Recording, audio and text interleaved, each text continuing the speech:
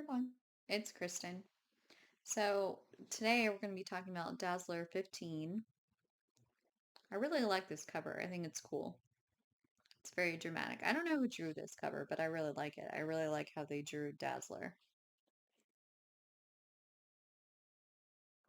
So in recap from last um, issue, Dazzler is actually on the West Coast. Did a show in LA because she and her band are opening for Bruce Harris, and now they're doing a show in San Francisco for 17,000 people.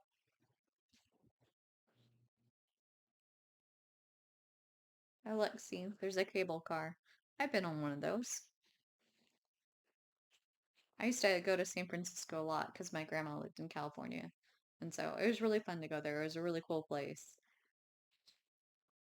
I never went to this stadium that they're performing at, though. The legendary Cow Palace. Yeah, I never went there. But we did a lot of other fun things. And so, anyway, sorry. So, she's doing her concert, and again, people are really falling in love with her and how she is and how she performs and just her whole act. And like this person even crossed out Bruce and put Dazzler instead. So, and her phone rings and it's like 8 in the morning and Ken's like, I know it's 8, I know it's early there, but I just couldn't wait to talk to you. And she says, "Oh, thank you so much for the flowers." And he basically just says good luck. And she's like, he's really sweet, but do I really want to start a relationship again? Like, after I just had things end badly with Paul and then with my own father, like, we don't even have a relationship anymore. And she talks about how she found that brooch in her mom's stuff. And then she happens to see a van that has that same symbol on it. And she's like, "Oh my gosh, could my mom be in San Francisco?" So she looks in the phone book and sees a Catherine Blair, calls the number, and it's this teenage girl. So obviously that's not her mom. And she talks about how doesn't Jessica, hey, I'm in San Francisco, doesn't Jessica Drew live here and have her own detective agency?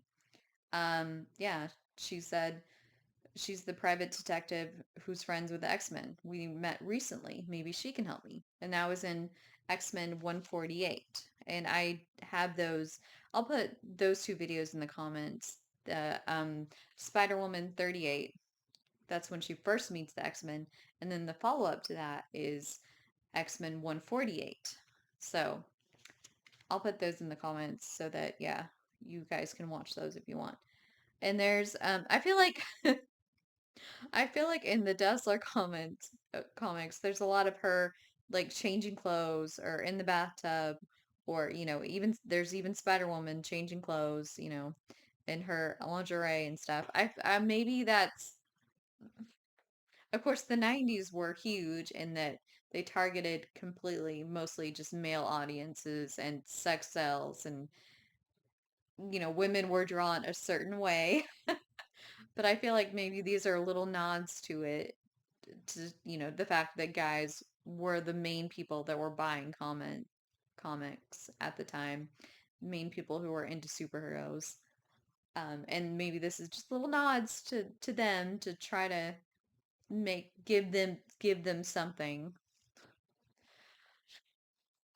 But yeah, I've been noticing that a lot, that Dazzler is changing or in the bathtub or in the shower or whatever a lot in her series. It's not too bad, not too blatant, but like I said, I feel like they just kind of threw that in there so to give guys something. Thankfully it's not as bad as the 90s. I mean, like I said, it's tame compared to the 90s. It Anyway, sorry. Rant over. So she sees a truck that just happens to have the same symbol as her mom's brooch. She calls well, she was gonna call her, but then she decides to just head over there. And Jessica is out patrolling as Spider-Woman, and she climbs into her office, says, I need to go back to work to make myself some money, basically. So she goes to the office. Dazzler, knocks and explains the situation. She says, I would like your help in trying to find my mom, locate my mom. I have this brooch of hers, and I happen to just see a truck that matches the same symbol. And, I really wish you would check it out for me.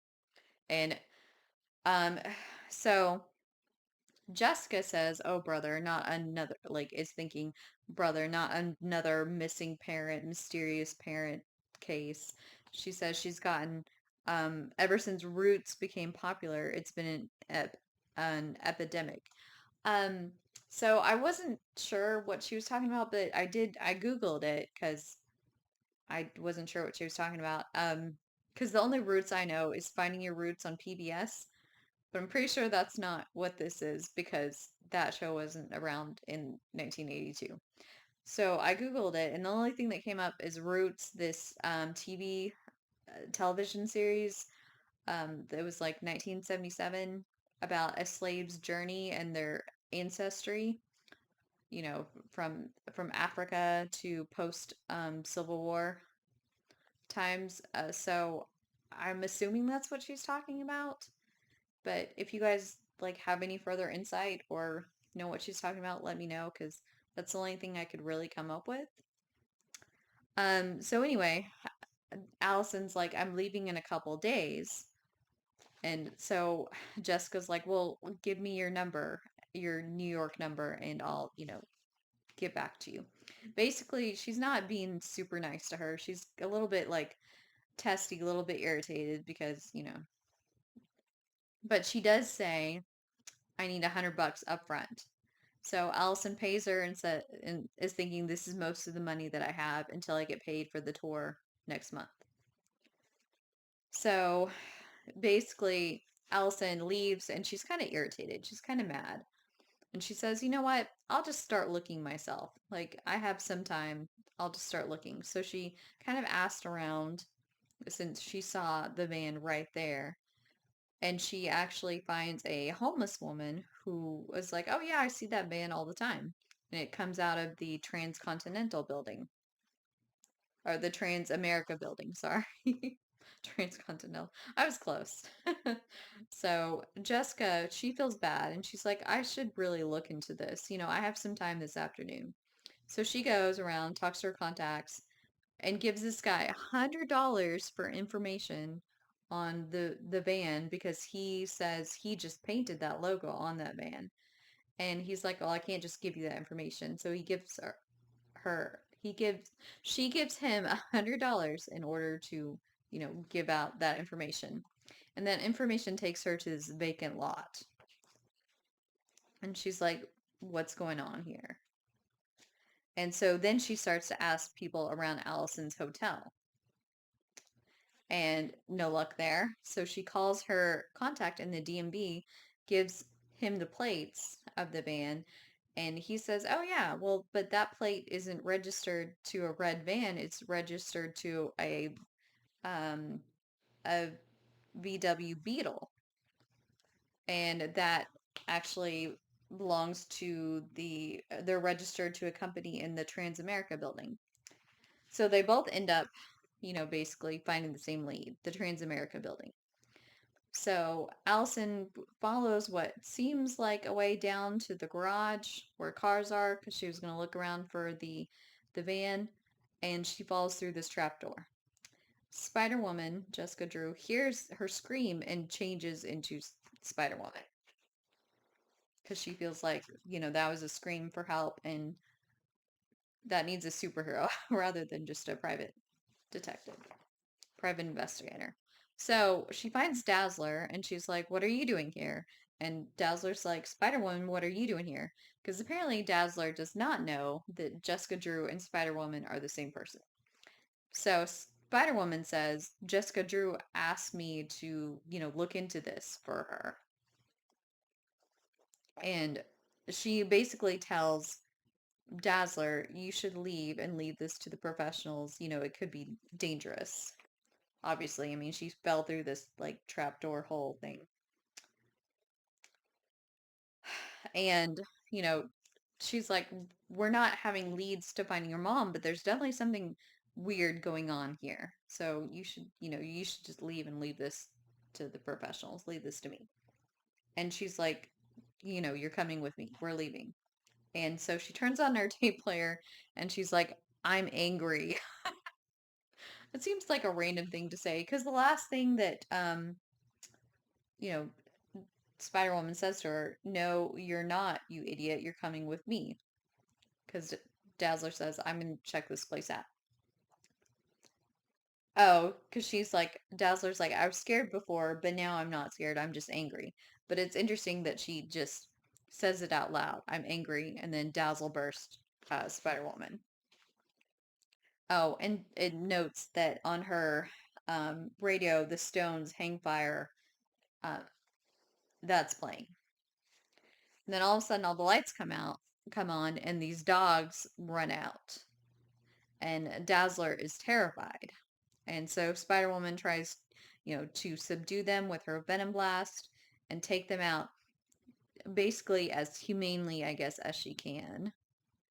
Because they're like real dogs, it looks like. Or Doberman Pinchers. Even though they don't really look like Doberman Pinchers in these pictures, but that's what they say they are. So Spider-Woman is like, "Are you now? Will you listen to me and get out of here?" And Dazzler's like, "No, I have to. I need answers. I have to find answers." So she goes through another door, and Spider-Woman is trying to stop her, and they end up in this other room. The door shuts, and it starts to flood with water. And the door to get out of there is up some stairs. And then Dazzler realizes, though, that the stairs are electrified. So, of course, you don't want to go up there, especially not when there's water there. So, Spider Woman takes her, throws her over her shoulders, and crawls on the ceiling to get to the door.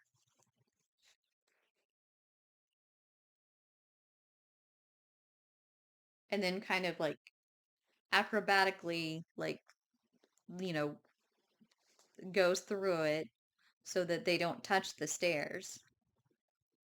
And then they ended up in another room, and this room's filled with a knockout gas.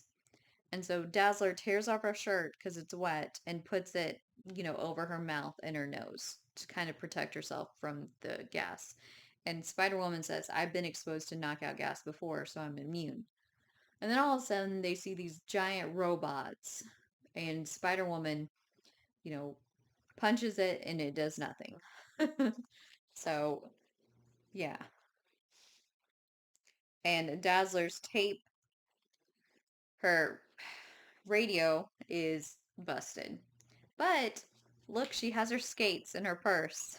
So she clicks them on to her heels and uses them, to skate away from the robots to try to, dodge them and stuff. And Spider Woman is doing the best she can trying to subdue the robots. And Dazzler realizes that in this fog, they must have super sensitive, like, sensors. And so she targets, their eye, basically, and that confuses the robot. Like, he's dazed and confused and runs into the other robot. So they basically damage each other. And then they both use their powers, the Venom Blast and lasers, to um, target the exposed circuitry of the robots and then take them out. So they're okay. So they're through that obstacle, and then all of a sudden the room starts to shrink. Like the ceiling and the walls all start to, collapse in on each other. So Dazzler's like, and I said She-Hulk. I meant Spider-Woman. Spider-Woman's like, I can't do anything. I can't, my Venom Blast have no effect on these walls. I'm not strong enough to hold them back. And Dazzler's like, then we're gonna die unless, like, Spider-Woman, can you sing? And it's like, what? We're gonna die and you're asking me if I can sing. And Dazzler's like, don't argue, just think of a song and start singing it. And Spider-Woman says, like, you're cracking up. I'm not gonna start singing. And she's Dazzler's like basically thinking, I have no time to explain, just honor my last request and just sing. So she starts singing, I've Got You Under My Skin by Frank Sinatra. And she's I guess, a fairly decent singer. I mean, okay, like Dazzler asked her if you can sing, but I guess because everyone can sing, but they can't sing well necessarily. Like I can, of course I can sing, everyone can sing, but I can't sing well. So I guess it matters, like, in terms of her powers, if Spider-Woman can sing well. I don't know. Anyway, so she uses Spider-Woman's singing to fuel her powers and burns a hole through one of the walls. So they go into this, what seems like an office, go through files, and they find this little locked box finally that has the same, winged heart symbol on it. And there's a roll of film in there. So they take the film, they go through the air duct, and Spider-Woman, crawls up the air duct with Dazzler, hanging on her. And so this is when, of course, like, because Spider-Woman is still kind of asking, like, how are you doing this? How's this possible? And Dazzler does, like I mentioned in the previous videos, Dazzler does say, I can't use my own voice to fuel my powers because I have to concentrate on, bringing the sound into me and converting it to light. So I can't, unfortunately, use my own voice to fuel my powers.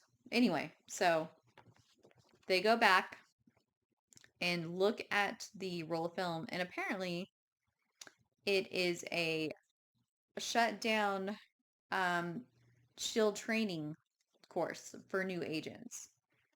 Um, and it's called, let's see.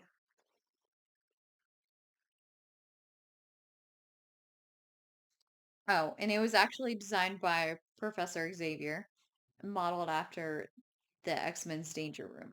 And the code shield operation code name was Winged Heart. And it was used, the insignia was used on all the vehicles and stuff for the project. And so that, even though it was shut down a month ago, that insignia, that van you saw, was probably there just going to check on the dogs or something. I mean, I feel like if the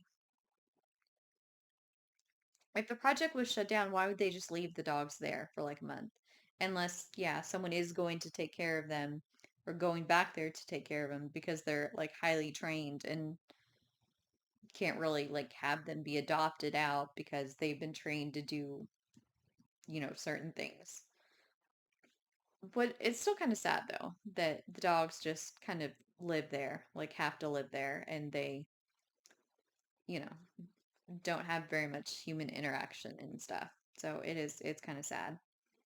So basically, Dazzler's like, well, that was a bust. I learned nothing about my mom. And Spider-Woman jokes and says, well, maybe now you can become a shield agent because she went through the entire course. And so Spider-Woman says, I'll return this film. So it's like we were never there. But of course, they destroyed the course and they, you know, blew a hole through the wall. So of course, someone's going to know that they were there. I guess they won't necessarily know that those two were there, but someone will know that someone has infiltrated and gotten in there. And, Spider-Woman says, I'll take the film back next time, leave these to a professional.